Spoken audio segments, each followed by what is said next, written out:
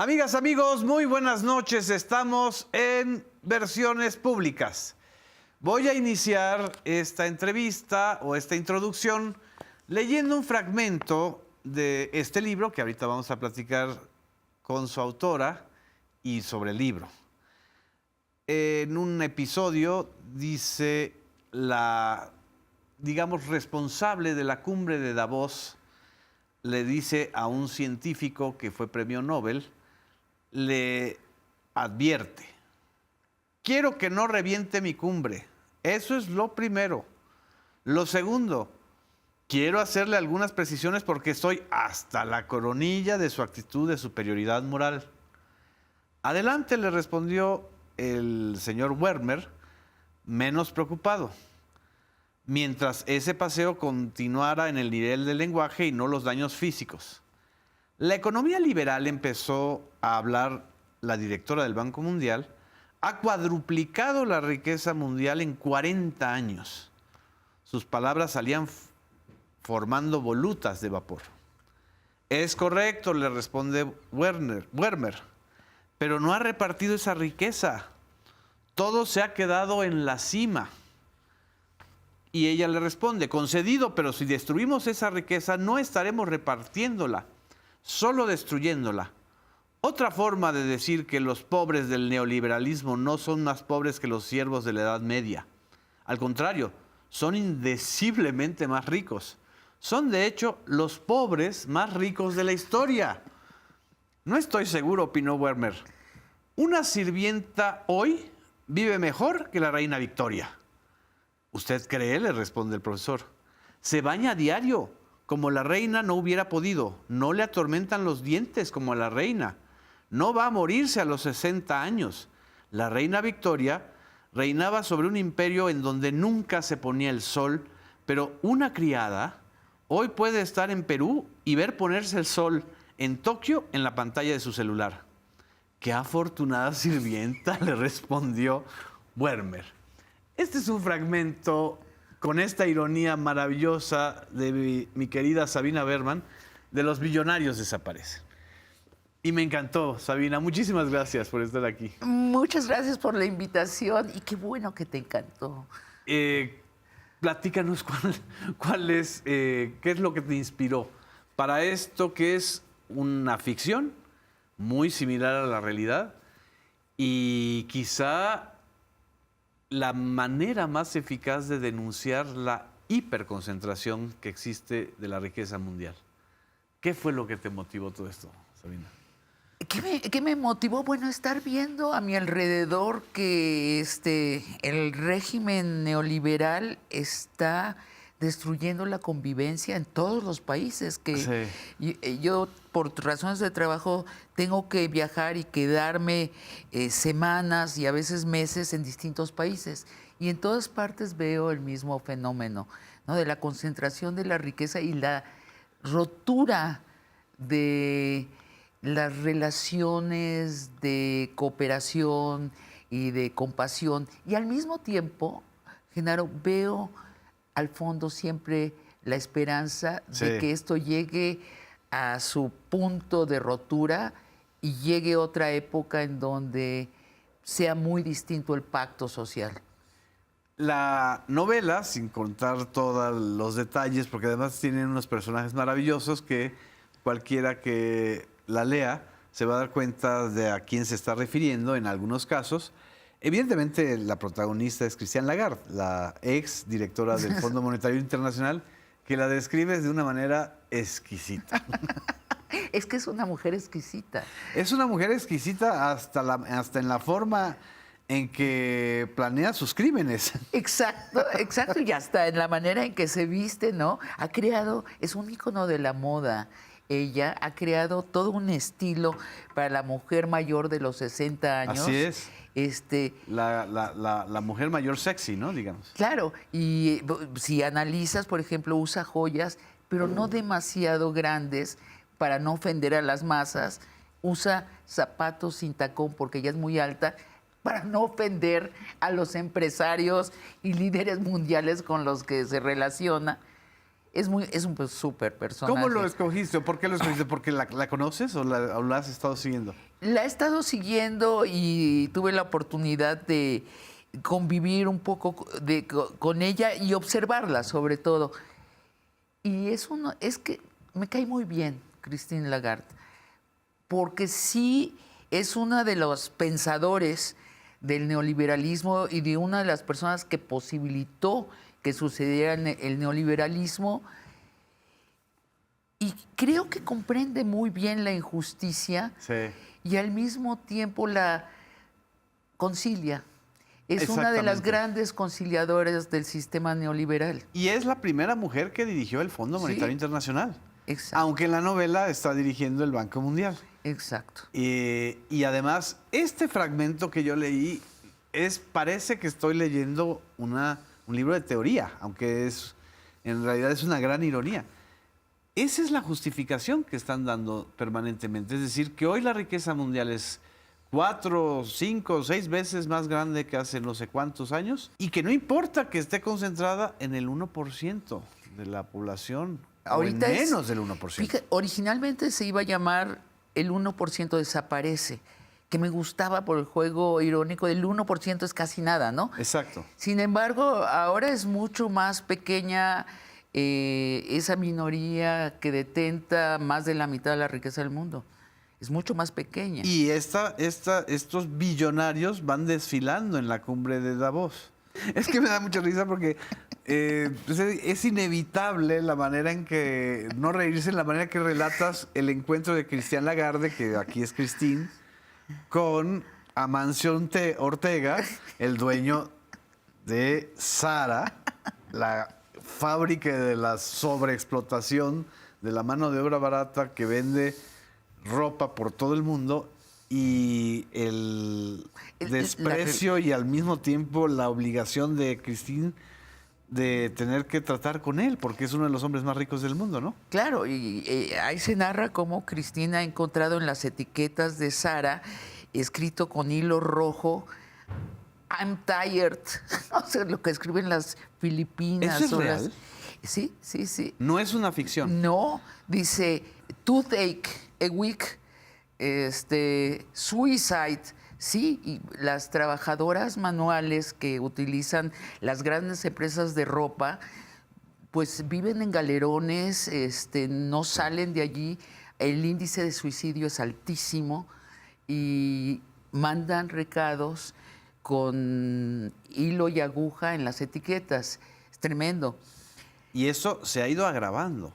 Así Porque es. yo todavía me acuerdo, no sé si leíste el libro de Naomi Campbell, de Future Shock. Exactamente. Sí, sí, claro. Donde ella ya advertía este fenómeno que la relocalización había generado, la sobreexplotación de la mano de obra, no solamente en México, sino en Filipinas, en Birmania, en Laos, etcétera, ¿no? En la tribu humana, porque solemos hablar del neoliberalismo mexicano y creo que es muy sano ver que es un modelo internacional y depende mucho de decisiones internacionales los resultados locales. El principal es esto, que los billonarios decidieron aprovechar la globalización para pasar los empleos a los países más pobres. Exactamente. Trump es una reacción a eso. Es otra discusión si está haciendo bien la solución Trump, pero el empobrecimiento real de la gente tiene que ver con esto. En Estados Unidos y en los países capitalistas, por antonomasia, los empleados se quedan sin trabajo porque se relocalizan al tercer mundo.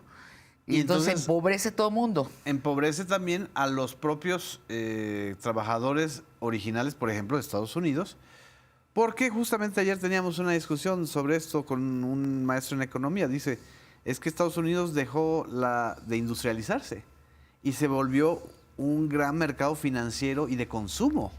Pero la verdadera industrialización y la verdadera producción se fue a los países del tercer mundo en unos niveles de sobreexplotación brutales. Claro, y Estados Unidos se enriqueció, como en general el mundo neoliberal, 4 veces, tiene 4 veces más riqueza que hace 40 años. Así es. Pero esa riqueza está gastada en yates, aviones, edificios altísimos, los lujos de los billonarios. Así es. No está repartida. Y no hay, es decir, todo el libro te está relatando, sin ser un ensayo, se parece mucho a un ensayo, estás describiendo de manera muy mordaz y al mismo tiempo muy puntual esta contradicción. A mí lo que me encantaría que le pudieras platicar a los quienes nos están escuchando es ¿por qué elegiste a este profesor de matemáticas que lo apellidas Weimer? Un profesor que ganó un premio Nobel por un teorema que ha servido a mucha gente para hacerse rica y para resolver los problemas del capitalismo, pero que en su senectud se volvió un marxista radical. Y un marxista radical que lo único que se fija es en las abejas. Sí, se volvió, tú le pones el adjetivo marxista que no existe en la novela. No existe. Más directamente lo que le pasa a Vermeer es que cuando cumple 74 años, está en un aula de la Universidad de Columbia escribiendo una fórmula complicadísima en el pizarrón, se voltea, ve a sus alumnos, deja caer el gis al piso y dice, me está dando un ataque cardíaco. No, y lo siguiente, cuando él despierta, lo han abierto, le han quitado el corazón y le han puesto el corazón de una madre. Exactamente. Mexicana, migrante mexicana. Sí. Que se dedicó a la apicultura. Esta es... su socia se vuelve una mexicana, sí, Selena López. Selena, que es otro gran personaje de la novela. Entonces, Vermeer despierta y se siente muy distinto. Y claro, oye, si te cambian el corazón, necesariamente te tienes que sentir distinto. Nuestra teoría de que somos psicología, no, hombre, somos cuerpo, vísceras, huesos. Eso es lo principal entre nosotros. Y él se siente muy distinto y ya no quiere tratar de números, sino ahora se fascina por las abejas que merodean en el jardín del hospital, se obsesiona con ellas y encuentra un nuevo modelo de convivencia. Y una nueva teoría. El modelo de las abejas, ¿no? ¿Cuál es el modelo de las abejas? Pues son anarquistas, o sea, no hay un orden central, no hay policías, nadie las obliga a trabajar, trabajan cuando quieren, que es todo el día, por cierto. Y llevan la manera en que se organizan para trabajar es muy libre, es muy, valga la redundancia, orgánica. Traen al panal lo que extrajeron de las flores, sí, a las que nunca matan. O sea, extraen lo que necesitan, pero no matan de donde lo extraen. Llegan al panal y empieza un proceso de convertir ese néctar en miel en su hogar, que es un banco.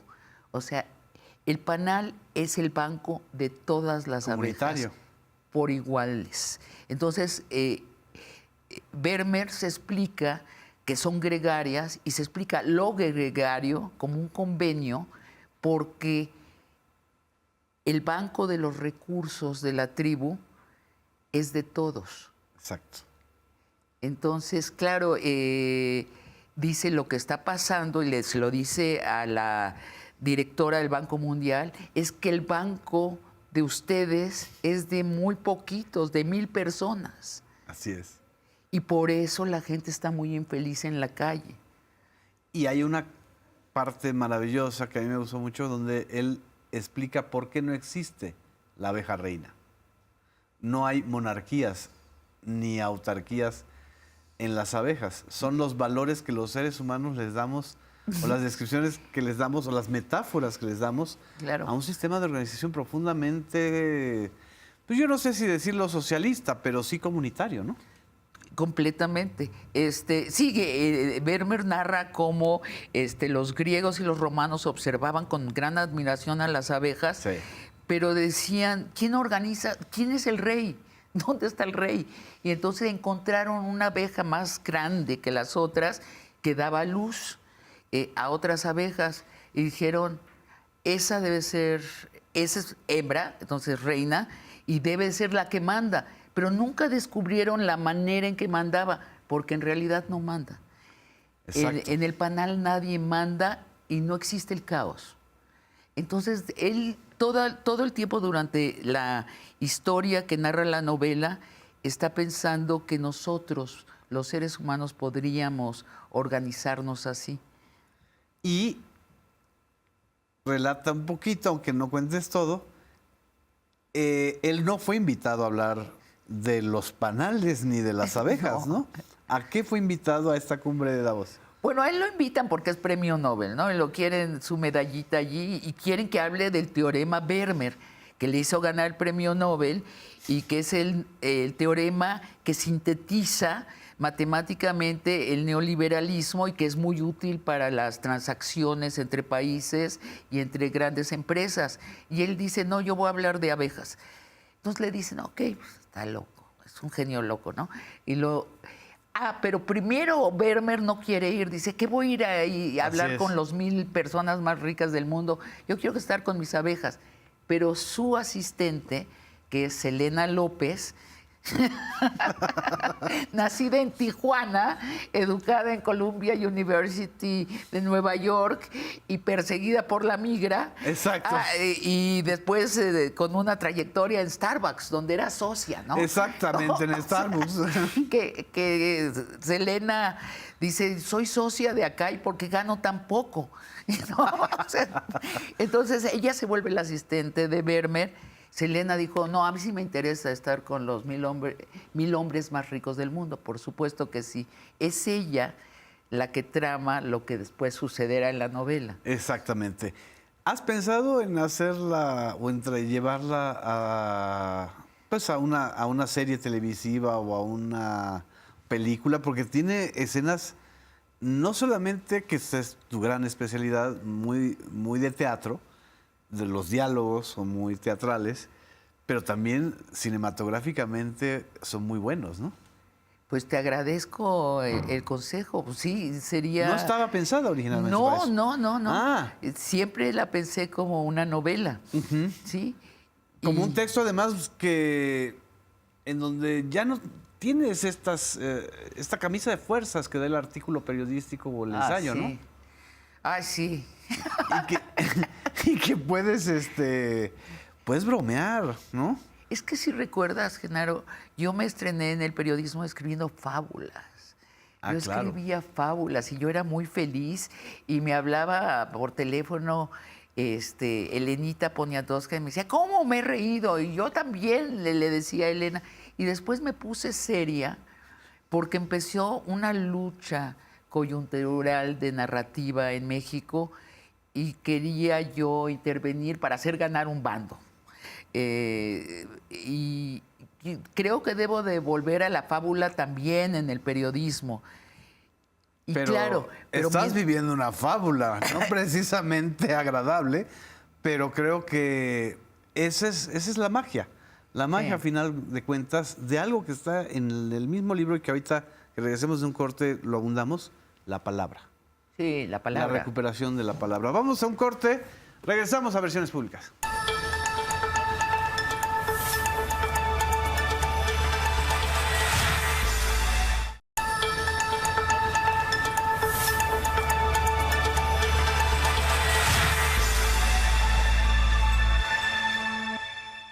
Regresamos a Versiones Públicas. Estamos en esta charla deliciosa con Sabina Berman sobre este libro, que sí se lo recomiendo ampliamente, Los billonarios desaparecen. ¿Es tu tercera novela o es la segunda? No, es la tercera. Es la tercera. Es la cuarta, perdón. Cuarta. Es la cuarta, sí. Y en el bloque anterior quedamos en que me gusta mucho esta parte inicial de la novela, donde tienes un tono casi, pues sí, casi bíblico, ¿no? En el origen de las cosas está la palabra, o en el inicio del mundo está la palabra. Es verdad. Que esa es la gran... Bueno, en este caso, en el inicio está el zumbido, Está el el zumbido. ruido que hacen los animales, ¿no? En el caso de las abejas, el zumbido. Exactamente. Y los seres humanos, el ruido lo convertimos en palabras. Así es. Lo que fue seguramente antes gritos y chiflidos para llamar, para Entre unir a los la primates. tribu, se convirtió en palabra que ya nos provoca alucinaciones, ¿no? En los sentidos, las palabras. Así es. Y así en es. ese tránsito ganamos muchísimo y también perdimos el contacto con la naturaleza, Sí. que es el otro tema de la novela, la naturaleza que circunda todo lo humano. Y es lo humano, pero con los humanos creyendo que no son parte de la naturaleza, que es comedia pura, ¿no? Exactamente. Volteas, o sea, pones de cabeza el principio, porque además hay un tono. ¿Por qué el tono bíblico, Sabina? Tú también creciste siendo lectora de la Biblia desde pequeña. Sí.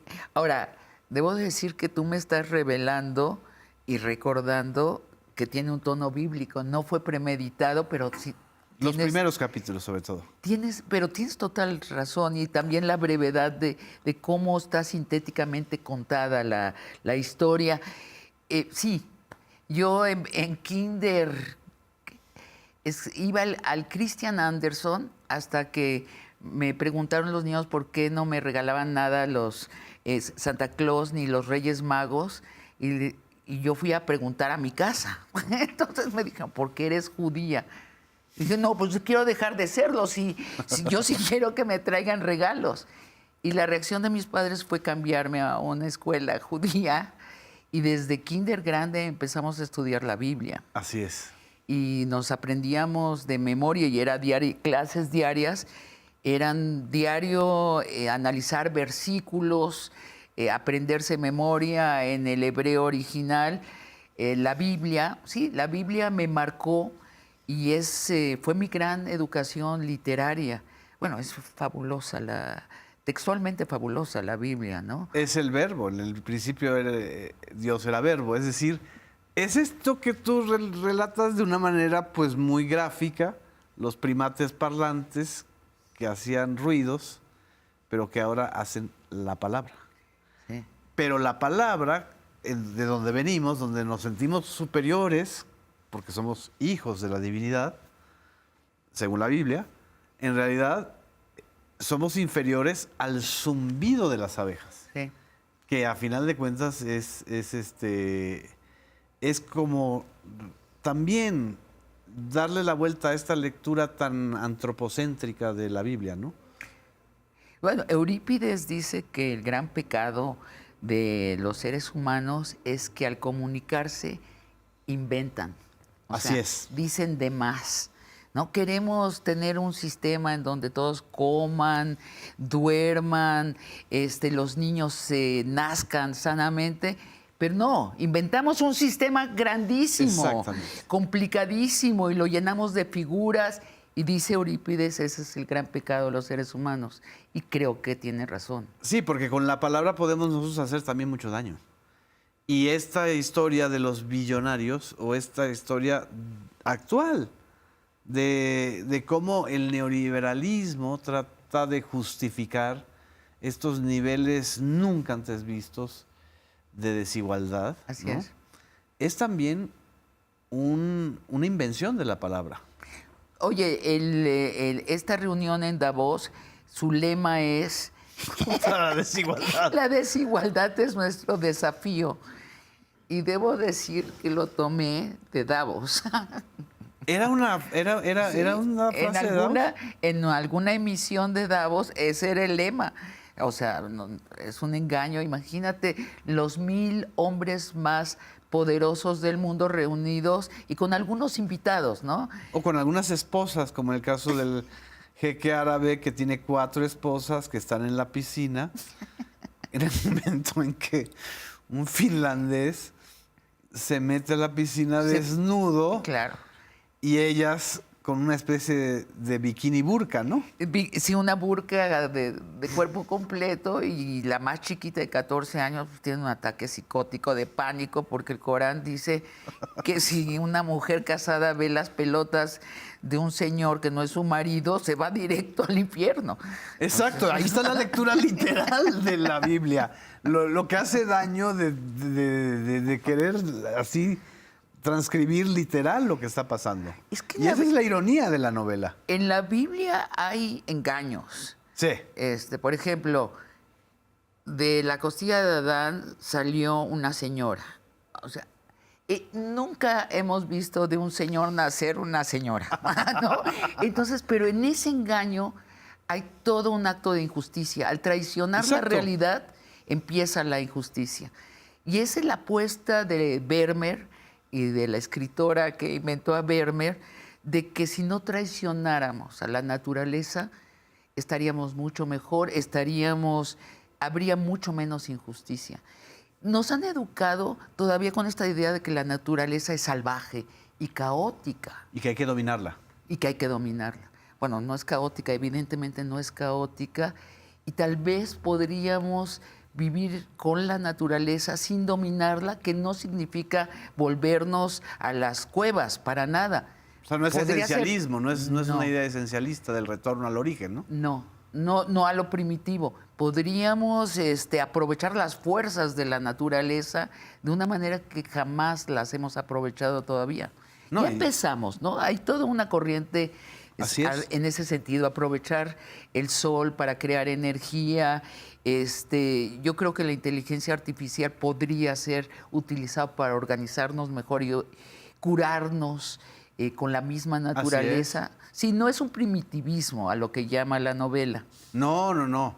Aunque tiene partes en donde ironiza incluso con ese primitivismo, ¿no? O sea, los amenaza a los billonarios del mundo con eso, ¿no? Y con la pérdida de esos lujos, ¿no? De esa idea muy loca del lujo. Pero nada más retornando a la idea de la palabra o a la belleza que a mí me atrapó en las primeras páginas de la novela, desde las primeras páginas, cuando tú dices, es que no podemos vivir sin la palabra. Incluso se ha demostrado que los náufragos no pierden la palabra porque se hablan a sí mismos. Sí. Es decir, sí necesitamos este ejercicio de renombrar las cosas, de desestructurarlas, de darle otra connotación a la... Sí. Y obviamente no son palabras por palabras, o sea, no es un amor nada más a la filología, sino a la realidad que están describiendo esas palabras. Exacto. Creo, Genaro, que el desafío de nuestra generación es dominar la mentira. Dominar la mentira. Sí. Sobre todo con esto de la inteligencia artificial, que puede ser fabuloso los avances. O sea, de pronto capturar todo lo que existe en un cerebro mundial, pero no mentir. O sea, así es. Creo que el caos que está provocando es por la mentira. Ponerle el nombre adecuado a cada cosa, aunque nos cueste más trabajo más tiempo. Fíjate que en una discusión que hicimos en Largo Aliento entre una filósofa y una filóloga, la señora Olga Harmony y la señora española Valcárcel. De pronto la Valcárcel le dijo a la Harmony, no, es que podemos tomarnos más tiempo. Niñas y niños, es un acto de cortesía. Es tirar un poco de tiempo e incluir a todos. Para mí fue un momento de deslumbramiento. Tenemos una idea de que tenemos que ser sintéticos, que es consustancial con crear pirámides de poder patriarcales. O sea, los de aquí arriba, que son muy poquitos, nombran y generalizan hacia abajo, ¿no? Si habláramos más despacio y dándole a cada cosa su lugar, diciendo, bueno, este video es una fantasía y es inteligencia artificial que está contando una ficción. Este es real, pero no nos estamos tomando el tiempo y se nos están mezclando las verdades con las mentiras de una manera grave. Y a final de cuentas, encajamos o nos creemos la mentira. Y nos creamos en la mentira. Esto que estás diciendo es durísimo, porque aquí está esta idea de que 1000 personajes, que es real, además, es real, o sea, concentran el 1% de la riqueza mundial. Una sola persona, como Elon Musk en esta actualidad, tiene 330,000 millones de dólares como fortuna Sí, personal. personal. Personal, o bueno, la suma de las acciones de sus empresas, ¿no? Y la gran mentira, por ejemplo, ahorita tomando el caso de Elon Musk, se la dijo el propio Trump. Tu riqueza, papito, tu riqueza, papito, proviene de los subsidios que te ha dado el presupuesto público de Estados Unidos para que lances cohetes al espacio, para que creas Starlink, para que hagas vehículos eléctricos, ¿no? En detrimento de que 350 millones de personas no reciben ninguna ayuda. Exactamente. Reciben cada vez menos ayuda. Sí, Esa es la parte de la frase de Trump que está incompleta. claro, Es la media verdad. claro. Es la media verdad, porque en el pleito entre los multimillonarios o entre los billonarios, que se está dando también, es un pleito real, nos enteramos de que una empresa, la que construye microchips, ha superado en valor de bursátil en 4 trillones de dólares a Apple y a Microsoft, ¿no? ¿Qué tal? Es decir, esa es la gran mentira, o sea, parece mucho, Sí, es muchísimo, pero para muy pocos, pero para muy pocos. claro. Y ese es el dilema, lo que estamos viendo, el pleito entre Trump y Musk, es el pleito entre el poder político y el poder económico. Exacto. Que en México estamos en camino contrario. Así es. Sí, sí, sí. Que es lo que a final de cuentas es quizá para mí la gran definición de López Obrador cuando toma la presidencia Sí. y agarra la metáfora de un trabajador en Baja California, que le dice lo que hay que hacer es separar el poder económico del poder político. Se lo dice un joven. Un joven, Sí, es una de las grandes síntesis que guía a la 4T, que la guía, no solo Y- la describe, la guía. Así es. Eh. Y lo difícil que ha sido. Y sigue siendo. Es decir, digo, no solo fue difícil para López Obrador, sino es difícil para Claudia Sheinbaum. Oh, ¿no? sí, O sea, para la sociedad mexicana en general, ¿no? claro. Y es el dilema de la tribu humana en todas partes. Es lo que estamos discutiendo en todas partes, Así con es. soluciones distintas.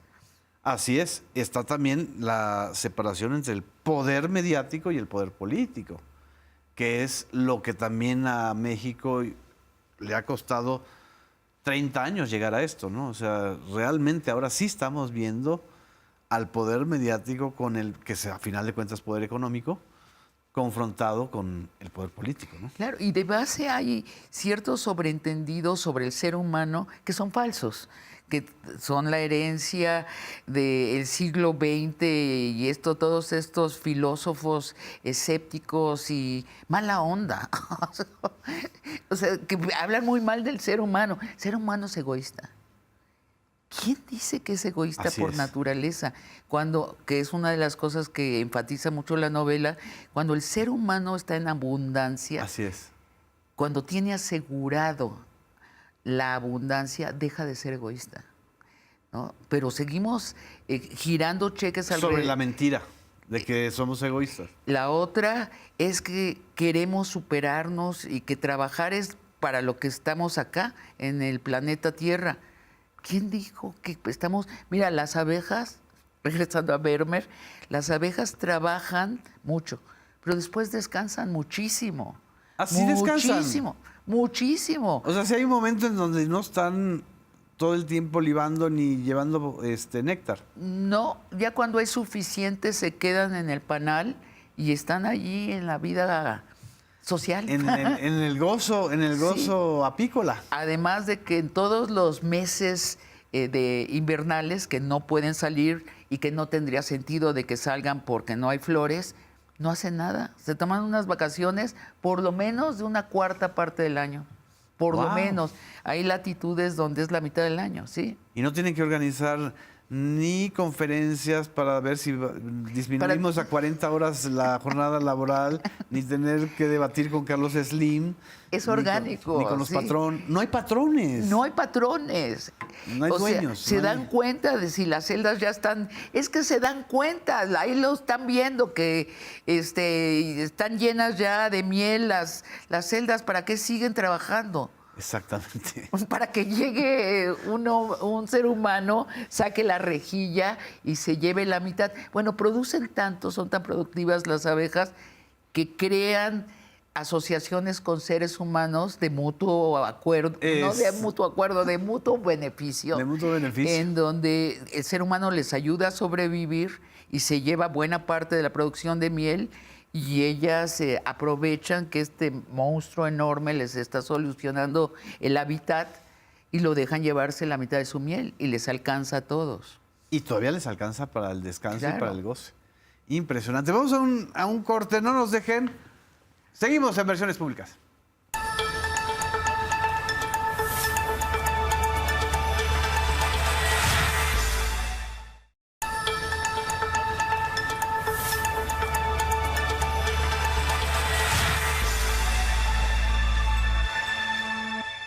Regresamos a Versiones Públicas. Estamos platicando con Sabina Berman sobre esta maravillosa y breve. No es una novela muy larga, pero es muy enriquecedora. Además, es bastante adictiva, Bueno. Sabina, porque no son de los textos que tú lees a prisa, porque hay que leerlo a prisa y porque es un ensayo o es un reportaje.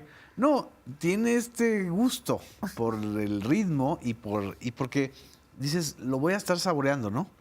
Digo, lo estoy saboreando porque además todavía me falta la mitad. Es un retorno también un poco a esto que siempre te ha gustado, que es la fábula, ¿no? Sí, sí, sí. Y la literatura en general. Si yo me voy a ir retirando poco a poco del periodismo para dedicarme más y más a la ficción. Sí. ¿Y al teatro? Que lo cuento como parte de la ficción. Sí. Yo fluyo entre teatro, prosa, guión de cine, casi por necesidades laborales o oportunidades laborales. ¿Y por qué esta incursión al periodismo? ¿Era como una manera de entrar a otra especie de ficción o de conocer este mundo o de incorporar también las herramientas y el lenguaje del periodismo, que aquí se ve muy claramente? Es decir, Sí. sin hacer periodismo es mucho más eficaz que una nota periodística este relato. ¿Te acuerdas lo que decía Valadez? Que decía, un cuento es algo que lees en 10 minutos y se te queda rodando en el corazón toda la vida. Creo que es lo mismo de una novela. Es algo que lees en unas cuantas horas y se te queda toda la vida rodando en el corazón. Así es. Y mi vida personal ha estado regida por esas novelas que se me han quedado en el corazón, o esos cuentos o poemas que me han dado la clave para seguir adelante, y entonces aspiro a escribir ese tipo de relatos. ¿Convives con la comunidad, digamos, de escritores y escritoras mexicanos, o tú estás ahora sí que como el profesor Werbeck en tu propio panal? Convivo muy poco, y Sí. menos en esta época de polarización, donde extrañamente gran parte de la comunidad cultural se ha derechizado, que amerita como una plática aparte del por qué, y que yo lamento muchísimo, pero sí he perdido muchos amigos en esta época. Pero además, a ver, porque yo creo que el escritor de ficción necesita mucho mundo real. y estar rodeado de otras gentes que hacen tu mismo trabajo puede ser tóxico. Así es. Yo prefiero mucho más hablar. Pierdes la creatividad incluso. Sí, yo sí. O sea, se vuelve todo teórico. A mí me gusta mucho hablar con gente que hace otras cosas distintas a las que yo hago. Por ejemplo, me preguntaba sobre las abejas.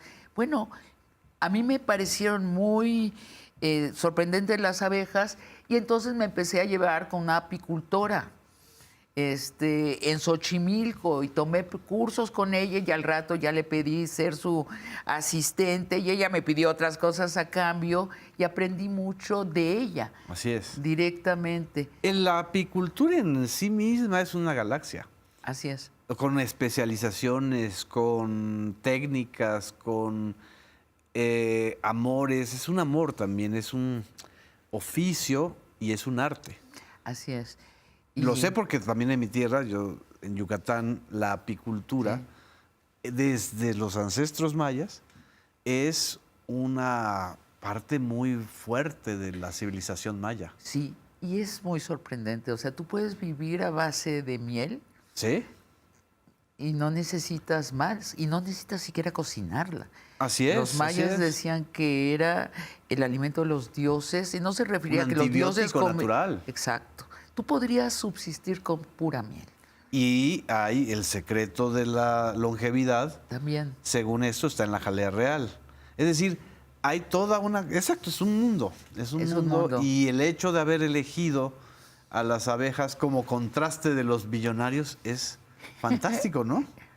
Porque aquí, no sé si estábamos, para seguir con la metáfora, tú describirías a los billonarios que desaparecen como zánganos. Sí, sí, son unos depredadores. No debería haber billonarios. No en un mundo donde hay gente que no puede comer 3 veces al día. Es antinatural. No Así hablemos es. de que sea ilegal, inmoral. Es antinatural. ¿Qué tribu tiene eso? Así es. Ninguna tribu animal tiene esa porquería ahí insertada.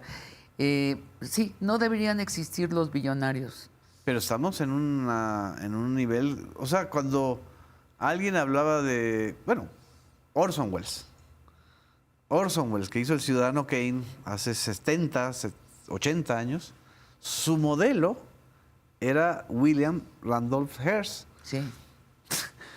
que ahorita sería un miserable junto a Elon Musk Así es. o junto a Carlos Slim. Hasta eróticamente un miserable. Elon Musk tiene como 14 hijos con quién sabe cuántas mujeres que insemina. 14 hijos registrados. Registrados.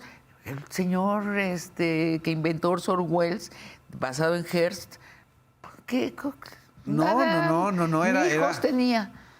No, pues Tenía ni una siquiera novia. salían, ni siquiera salían en la novela. Era un santo.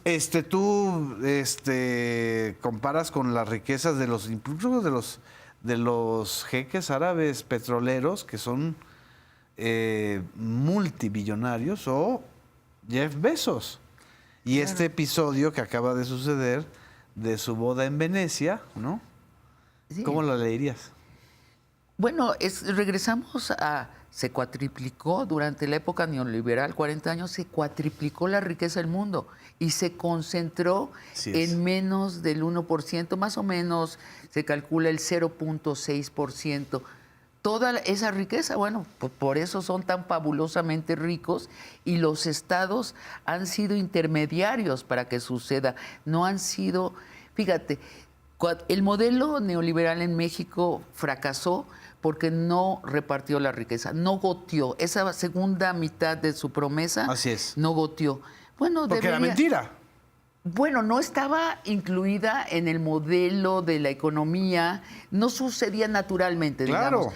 En algún momento, a los 20 años, alguien, algún intelectual o algún político debió haber dicho, bueno, vamos a inventar el mecanismo y volverlo obligatorio para que se derrame la riqueza.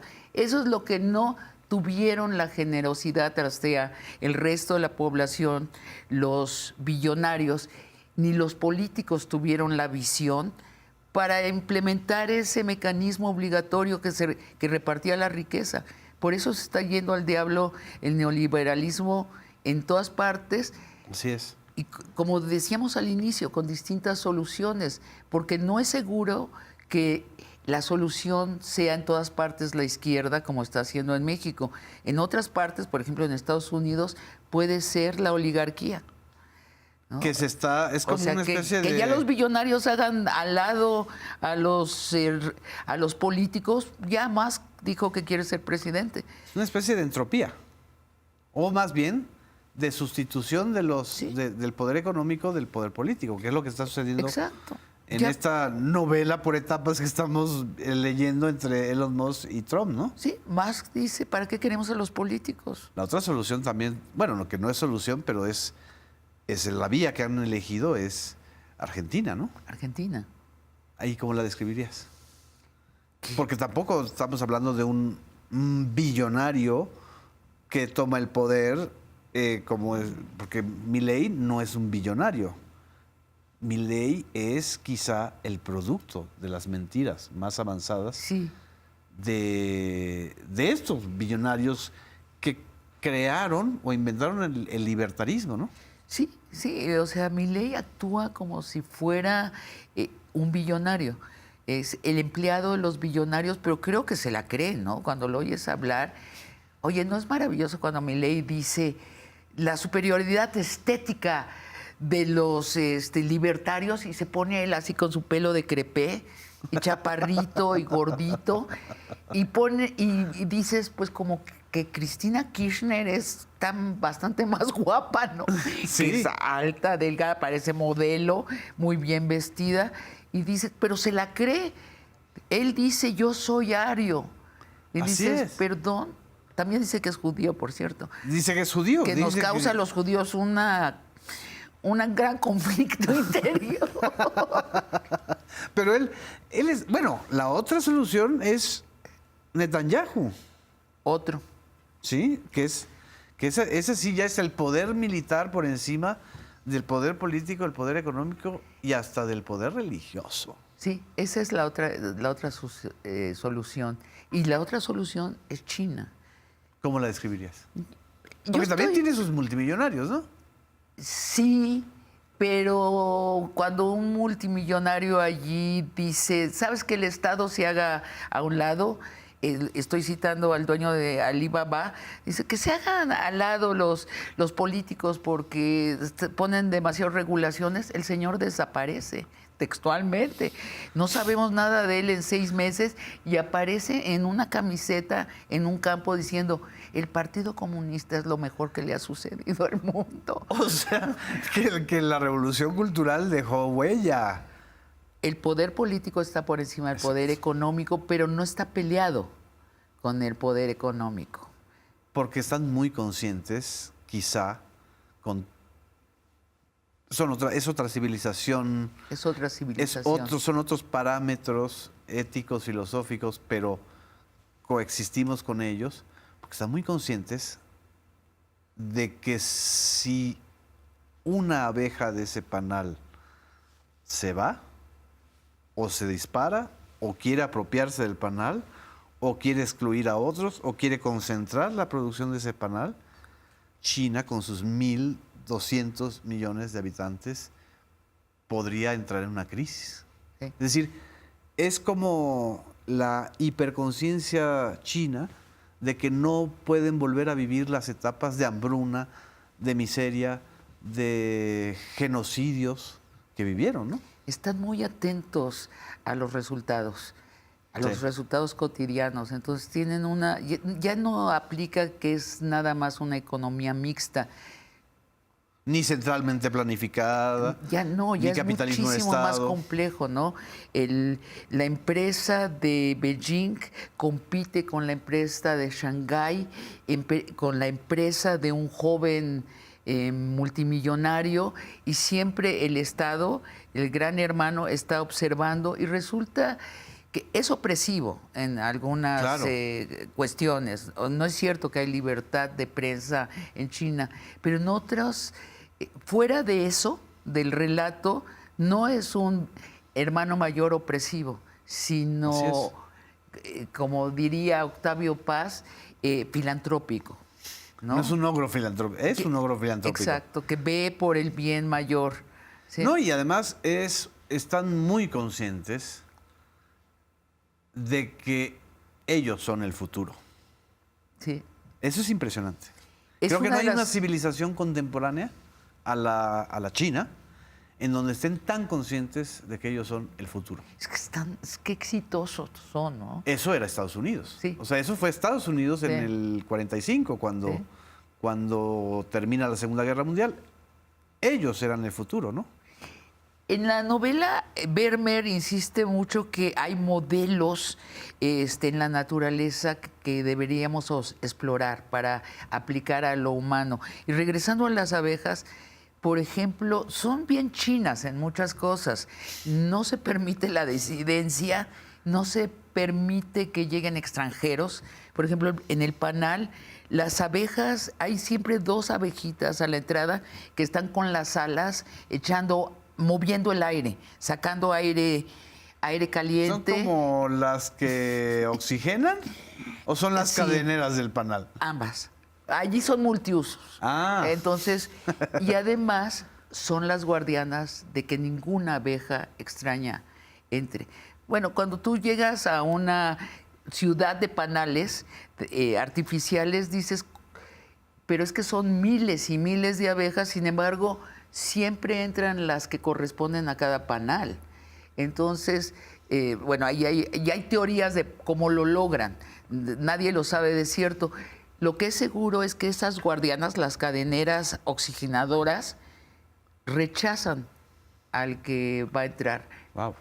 Amorosamente, pero sí, no dejan O sea, entrar intrusos. Si no eres parte de la comunidad No. y si no has trabajado por esa comunidad que tiene su propio equilibrio, Así es. es impresionante. Entonces hay modelos que tendríamos que tener curiosidad, no solo lo que hemos inventado los seres humanos, sino lo que la naturaleza durante milenios en prueba y error ha diseñado. Así es, así es. ¿Sí? Y esta parte tan provocadora de tu parte al mezclar a los billonarios con las abejas, es quizás, te lo digo sinceramente, uno de los logros de ficción y filosóficos más interesantes, más provocadores, que yo he leído recientemente.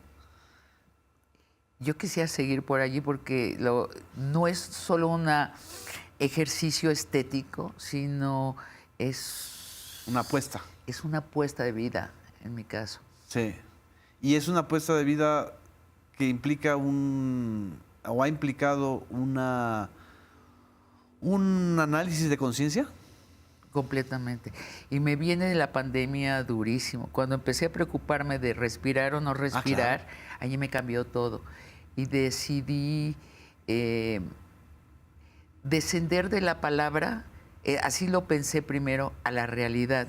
Y después dije, qué pretensión, como que si la palabra fuera esa parte que rige la realidad. Por favor, es que me descubrí muy tonta. Dije, no, espera, no, eso es mi deformación de cómo he sido educada, que creo que la palabra debe regir la vida, pero esto no es real. Lo real es todo. Exacto. Y dentro de eso real hay un pequeñísimo segmento que se llama el lenguaje, y que yo deje que mi lenguaje tome las decisiones en mi vida, estoy totalmente errada. Y vino todo un cambio de cómo me despierto, cómo me duermo, con quién converso. Antes me gustaba mucho el conflicto, ahorita ya no tanto. Qué bueno que no te guste el conflicto. me gusta. ¿Pero dejaste de tener miedo? Dejé de tener miedo. Me ¿Qué pareció que el miedo era inútil. Es más, es lo que te cierra. Que eso no está explícito. Pero si algo tienen estos billonarios, es miedo. Y es el miedo de eso. Del riesgo a perder todo eso. Que Es muy agudo lo que dices. es que está ahí. El personaje de Christine Lagarde lo está hilvanando. Pero a mí lo que me llamó la atención es dije, Qué astuta, Sabina. No menciona la palabra miedo, pero está ahí, flotando. Está porque hay un nivel naturalista de la novela de retrato, ¿no? Claro. Entonces, bueno, tú ve a los billonarios, ya no hablemos de los billonarios, los medianamente ricos están siempre rodeados de seguridad, de policías, de aparatos de seguridad. Guaruras. Exacto. De- Ahí está el miedo. Exactamente. Pues, Sabina, ha sido una charla deliciosa. Podemos seguir. Y podemos seguir haciendo muchas, muchas pláticas como esta. Pero además para mí es un honor tenerte aquí, colaboradora de los medios públicos. Muchísimas gracias. Y les recomiendo, Los Billonarios Desaparecen. Nos vemos en la próxima emisión. Hasta pronto.